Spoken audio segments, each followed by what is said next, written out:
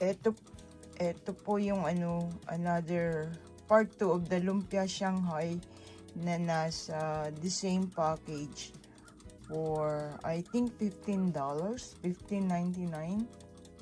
So, considering pagka bibili ka ng luto dito, 4 na piraso po, $5.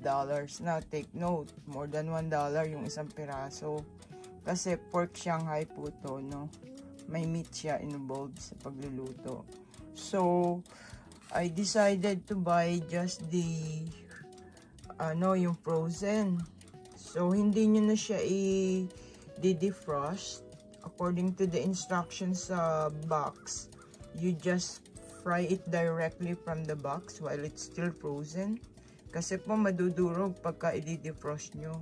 So, kaya, ayun. Easy breezy Shanghai, pork Shanghai sa kusina ni B9.